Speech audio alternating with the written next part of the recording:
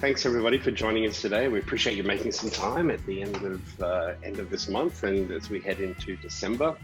And we're delighted to have you with us to just talk a little bit further around why client matters more than matters in modern marketing for law firms. An important part of any presentation that is made by Oracle and their partner Marketing Cube, which is us, the following is important for you to understand. So I'll leave it there for a moment for you to understand. Essentially what this is telling you is anything that we talk about from a product feature point of view is forward-looking only and not necessarily a commitment, but we'll certainly make clear for you as we talk today about what is currently available versus what we might be thinking about.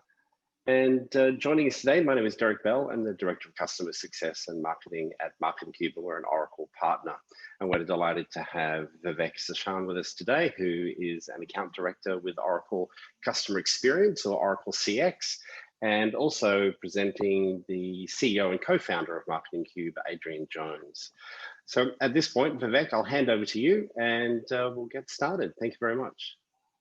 Thanks for that introduction, Derek.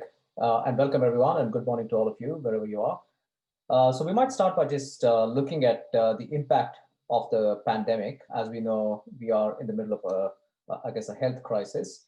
And there was an article that was published in the AFR in May 2020 that suggested that COVID-19 could actually act as a catalyst for change. It looked at how law firms could actually use it to their advantage. And interestingly, Minter Ellison, Australia's largest law firm, said in that article that every job was now agile, and the expectation was a third of its workforce would keep working remotely even after the COVID-19 crisis was over. But when the pandemic took hold of us and the full force of the consequences began to unfold, there was a Law Society Journal article that reported that staff at several firms were asked to accept reductions in pay and hours. Firms were also considered about the credit risk of their clients because some clients were deeply impacted by the crisis. And future work and productivity of remote working employees was also in question. And additionally, firms that work within the sectors that were deeply impacted, like the ones in leisure, travel, and retail, would also have to find other sectors that were not impacted. And there was significant reduction in mergers and acquisition kind of activity and transactional commercial work, including things like transactions, contracts, competition, and consumer law. And in some partners where partners acted as a key liaison, they had to do more grunt work because some of these activities were affected, and people that normally did this work, whether they were paralegals or administrative staff, would either have taken those pay cuts or had reduced hours of work. There was an article that McKinsey also published in May 2020, and that looked at the implications to law firms globally and what lessons could be learned from previous downturns. Now, the report suggested that the pandemic indeed, as I mentioned before, presents opportunities to accelerate digital transformation for law firms. So traditionally, as we know, law firms are considered slow to adopt new technology, and they don't usually progress at the same pace as other verticals or other industries. But what the report basically found that was critical was now more than ever, it was really, really critical to have a laser-like focus on clients. And there was no better time to really focus on connecting and listening deeply to client needs. Having the ability to even personalize messages they found could make a huge difference to client engagement and the trust that clients place in the firm and in your partners. Additionally, the report also found that clients at this time are looking for sound information and hard data and impartial advice.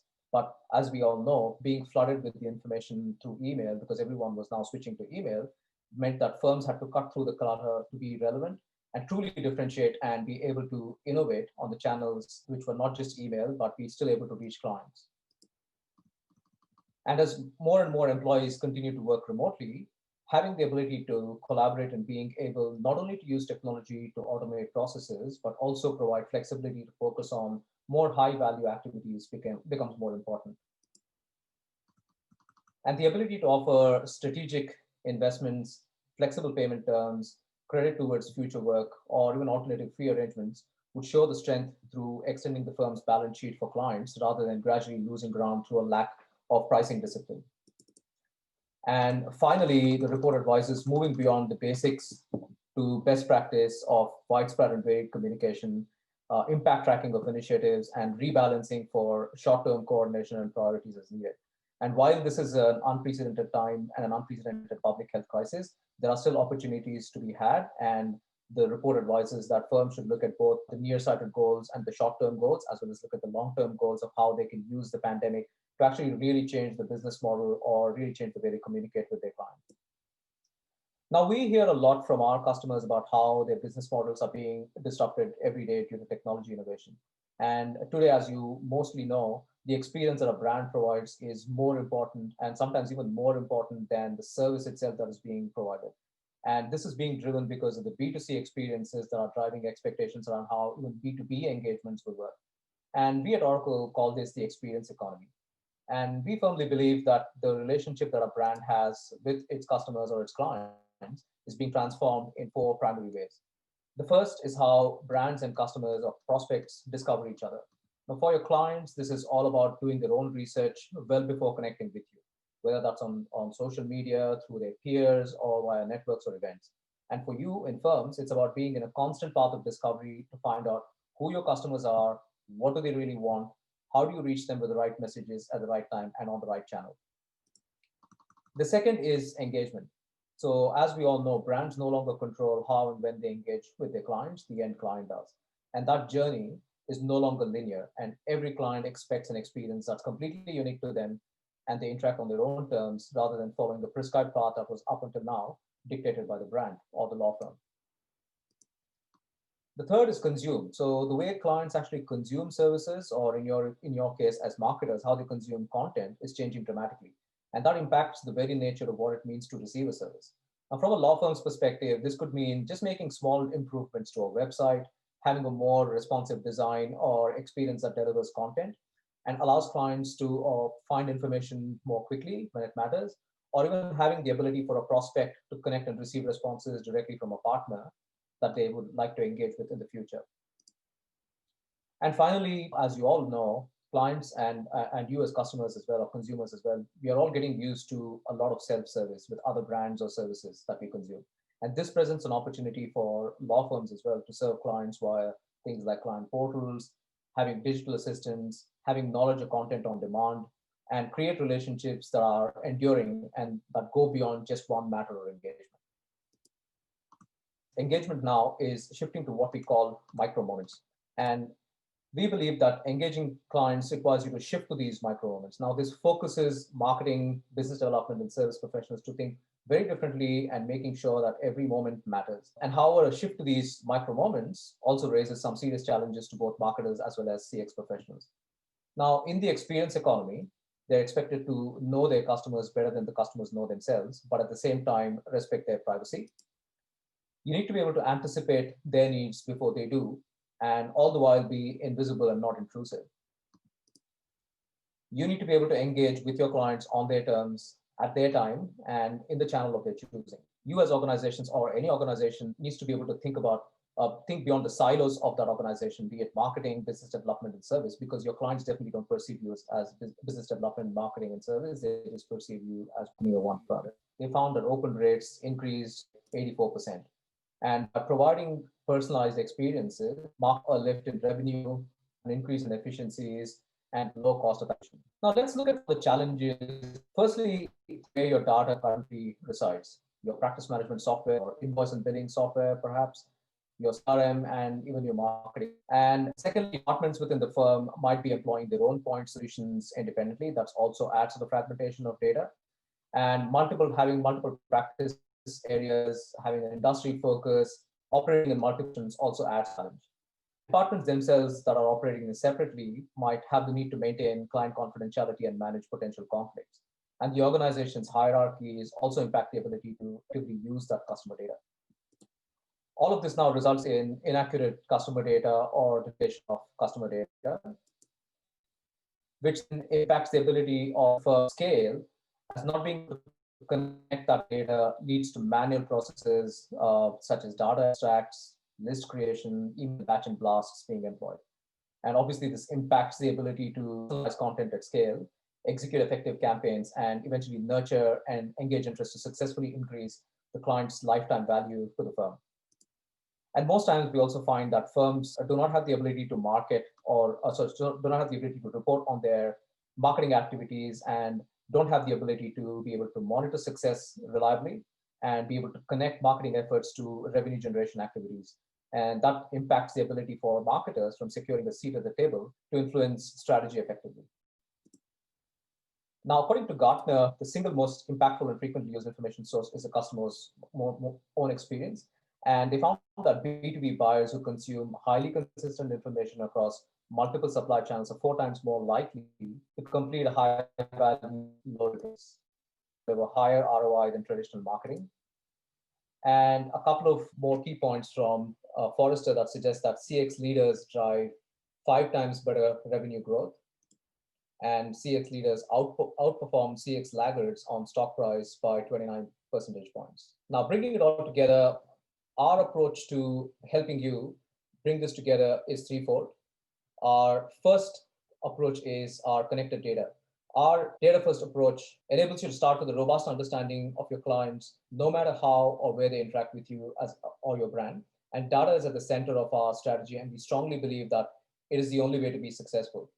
Our competitors will have a different strategy. Some are CRM first, some are creative first, but we are data first. And the next point there is connected intelligence. That data that you have, once it's connected, is only as valuable as it's actionable. And our approach to intelligence and artificial intelligence is that we focus on embedding these capabilities within the solution to help augment user skills and provide deeper and more personalized experiences for customers at scale. And we don't assume that you will have to then rely on a bevy of partners or an ecosystem to help you deliver the use cases, potentially driving up the total cost of ownership and increasing the complexity of engaging multiple partners and vendors. And finally, to drive revenue growth in the experience economy, activating that customer intelligence in each of those micro moments that I mentioned earlier and engaging with your customers is critical. So these micro moments occur on your customer's terms, and we believe that your strategy must enable whoever touches that customer first to be able to provide that exceptional experience.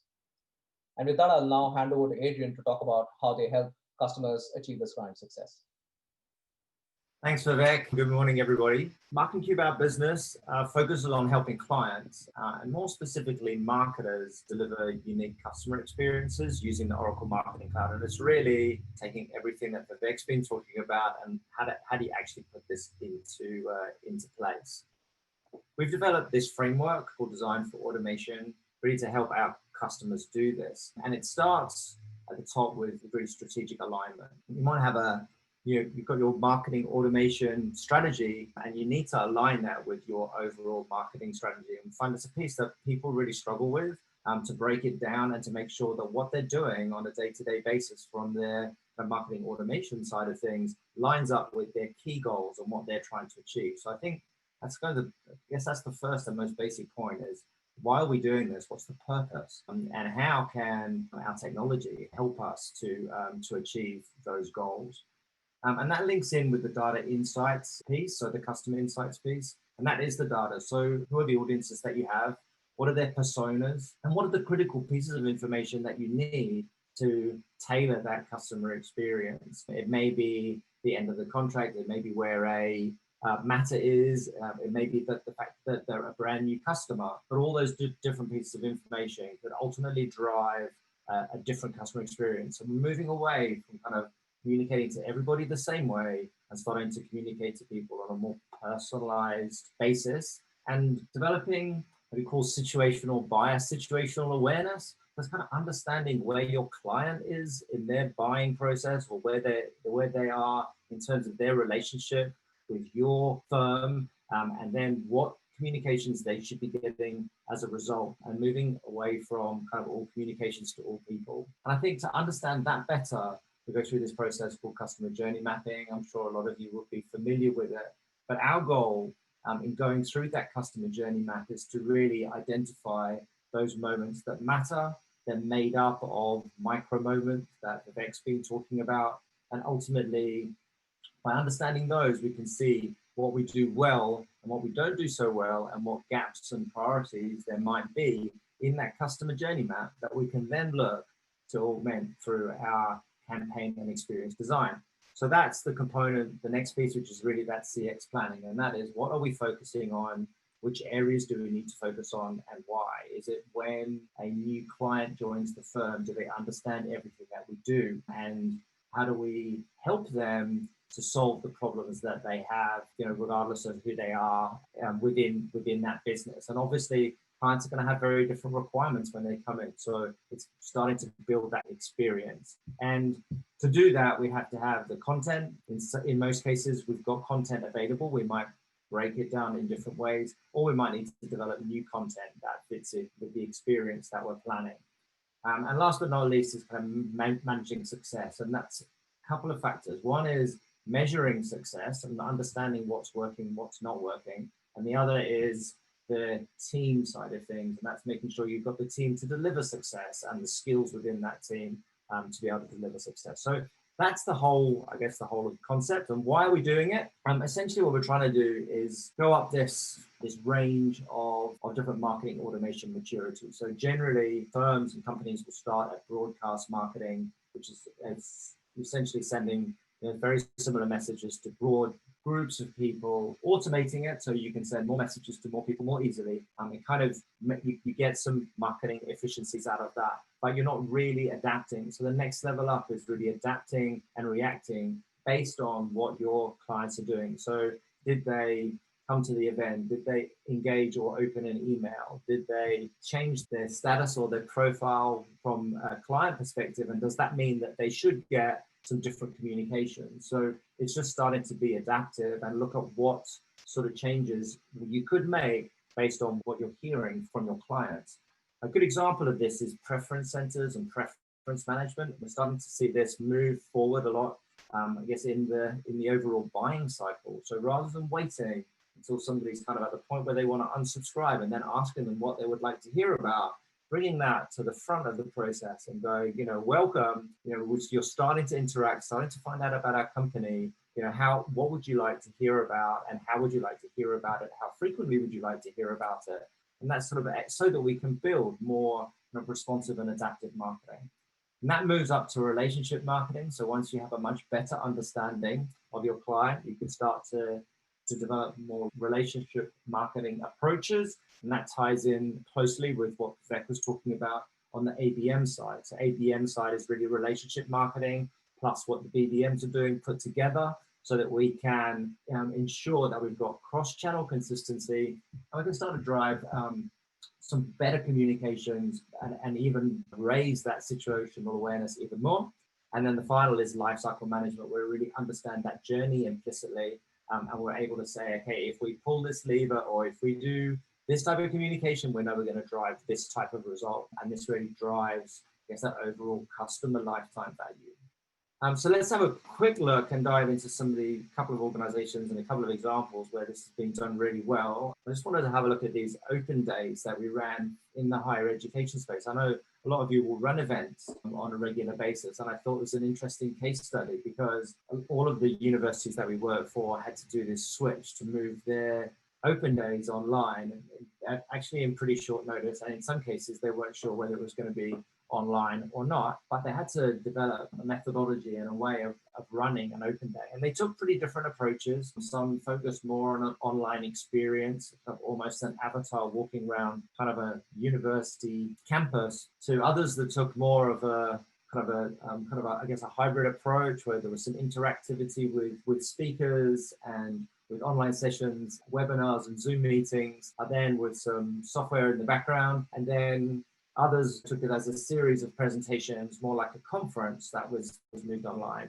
And they had pretty different results, but I think the main thing was they were able to drive really personalized experience. So the key things were they personalized email invitations based on study area of interest across multiple channels. So digital advertising, social media, looked at their existing leads and what they had.